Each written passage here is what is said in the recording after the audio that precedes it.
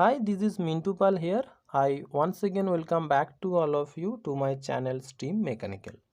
In this video, my topic is offset slider crank mechanisms. I already made a video based on the topic. If you want, please check the description box. I provide the link of those videos to the description box.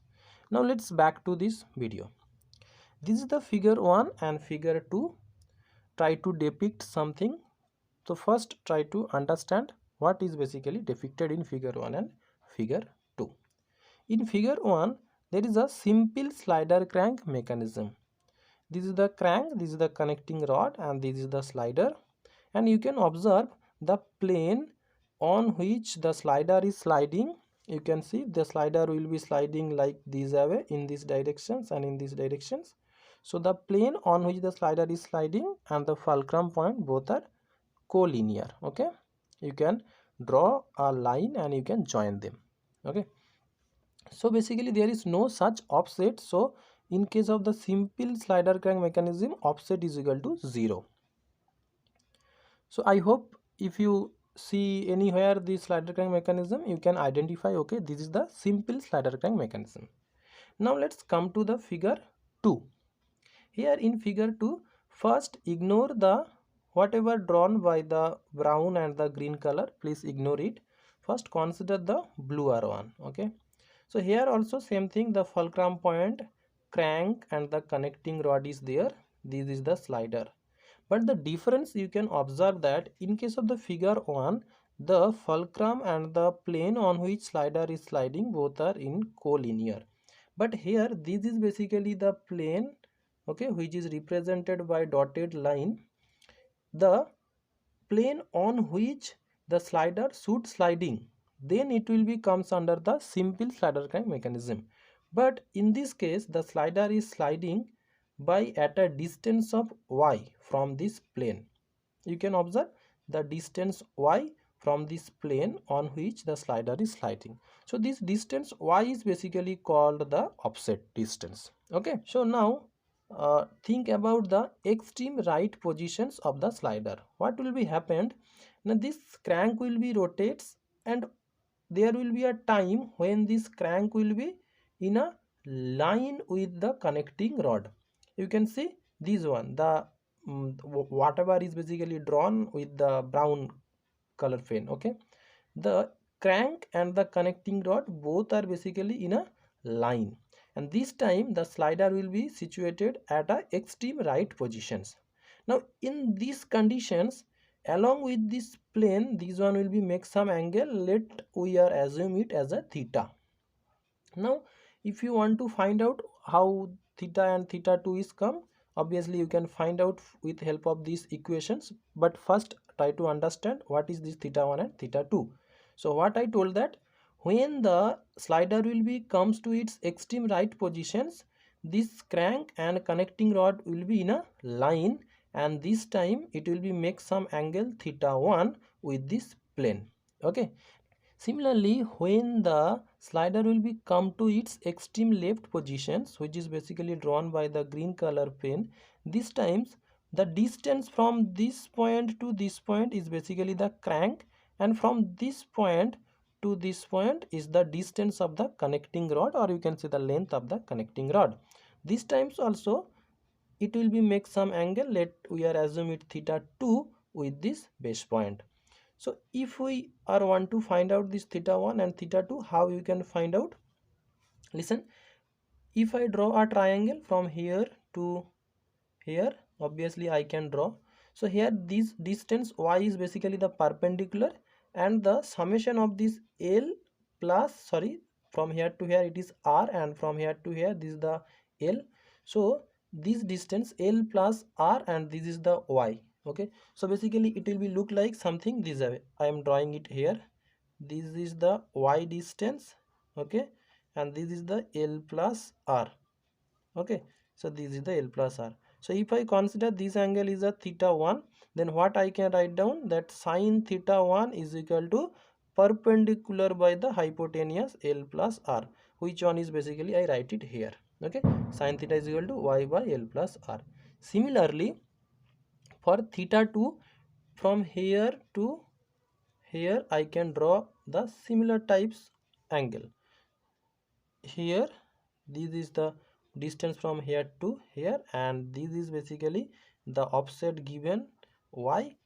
From here to here, this total is basically the L, and here to here this is the R. So I want the distance from this point to this point, means total L, and if I subtract from the L the R value, then obviously I will be get the L minus R. So here if this angle is theta 2, then I can write down sine theta 2 is equal to y by L minus R. Okay, so this is basically written here. So after finding out the theta 1 and theta 2, if I try to write that theta as a theta 2 minus theta 1, this is basically this angle. Okay, this is basically this angle. This is basically this angle theta. The angle between this one and this one is a theta. Then theta 2 minus theta 1 is equal to theta, and then quick return ratio is equal to 180 plus theta by 180 minus theta. So by using this formula, you can easily find out the quick return ratio for a slider crank mechanism with offset. Okay, now try to solve a previous year gate questions. First carefully read the question. In an offset slider crank mechanism shown in figure, the crank is rotated at a constant speed of 150 rpm. The value of the angle theta shown in the figure is 20 degree. And what is the ratio of forward to return stroke time? Okay, what we have to find out? Now we have to find out the ratio of the forward stroke time to return stroke time. Okay, forward stroke time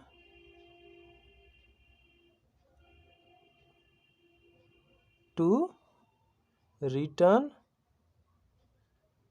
stroke time, basically we have to find out, which is basically nothing but the quick return ratio. Okay, which is nothing but the quick return ratio, which is nothing but basically the quick return ratio. Now, can this mechanism be used in an application involving quick return? They are asked that we can use this mechanism as a quick return mechanism. So this one is basically can be said after finding out the quick return ratio. When we can said a mechanism can be used as a quick return ratio, if the quick return ratio for this mechanism is greater than 1, okay, then only we can say that the mechanism can be used as a quick return ratio. Why?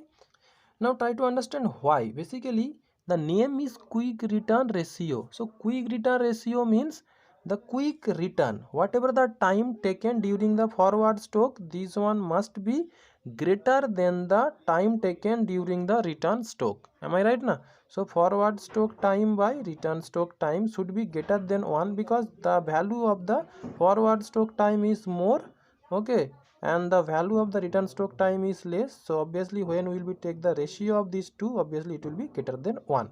So ultimately if the quick return ratio value is more than 1, it can be used as a quick return mechanism. If the value is less than 1, we can't use the mechanism as a quick return ratio mechanism. Now solve the questions. Simply we have the equation that quick return ratio is equal to 180 plus theta by 180 minus theta. Am I right? So in this question, this theta is basically given directly. Okay, so you can put 180 plus 20 by 180 minus 20. It is nothing but the 200 by 160. 0 0 cancel out. If I the 20 by 16, so if you use that 4 is a 16 and 4 5, so 5 by 4, which is nothing but a 1.25, which is greater than 1. So this is the first answer, that the forward to return stroke time, this is the ratio is the 1.25. The next question is, can we use it as a quick return? So the answer is yes. Why? The reason is the quick return ratio is greater than 1. Okay, greater than 1. So that's the reason that we can use this mechanism as a quick return ratio. Now here maybe someone said that we are not finding out the theta 1 and theta 2. Basically theta 1 and theta 2 is the angle corresponding to this base point, basically this angle, okay, this angle is theta 1 and this angle is theta 2. But here no need to find out the theta 1 and theta 2, because ultimately we require the theta, and which is basically given in this question directly. So that's the reason we are not finding out the theta 1 and theta 2 directly. Theta is given and we are using this value of theta in our equations. So these are very simply you can finding out the quick return ratio of offset slider crank mechanism.